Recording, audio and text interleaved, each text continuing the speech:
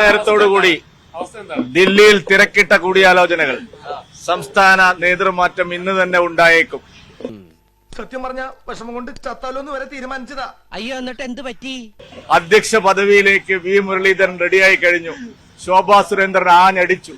കൃഷ്ണദാസും M T രമേശും സന്ദർഭം നോക്കി ആഞ്ഞടിച്ചു. ഞാൻ പറഞ്ഞല്ലോ, സുരേന്ദ്രൻ പറഞ്ഞ എന്തെങ്കിലും ഒരു കാര്യം കേരള രാഷ്ട്രീയത്തിൽ ശരിയായി വന്നിട്ടുണ്ടോ? വേറെ ജോലിയൊന്നുമില്ല, രാവിലെ തന്നെ വേറെ ആളെ മാറ്റി കഷ്ടപ്പെട്ടത് വെറുതെ. നിങ്ങൾ എന്തൊക്കെയാ എഴുതി വിടുന്നത്? 15 കൊല്ലമായി ദില്ലിയിൽ കേന്ദ്രീകരിച്ച് പ്രവർത്തിക്കുന്ന ശ്രീ വി മുരളീധരൻ രാജ്യസഭാംഗത്വം നഷ്ടമായതിനെ തുടർന്ന് കേരള അധ്യക്ഷ പദവി പിടിക്കാൻ ശ്രമിക്കുന്നു.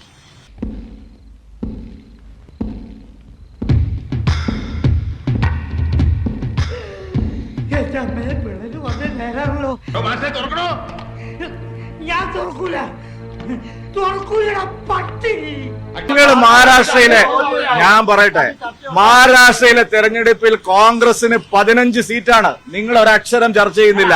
നീ എന്ത് പറഞ്ഞാലും എന്തിനാണ് അമേരിക്ക പോകുന്നത്?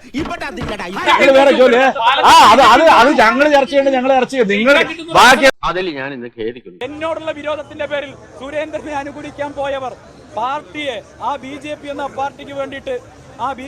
പാർട്ടിക്ക് വേണ്ടി ഇറങ്ങിപ്പുറപ്പെട്ടവര് ഒരുപാട് മനുഷ്യരുണ്ടല്ലോ, അവരൊക്കെ തിരിച്ചറിയട്ടെ സുരേന്ദ്രനും സംഘവും എപ്രകാരമാണ് ആ പാർട്ടി കേവൽ സർക്കാരിനെ തെണ്ടി.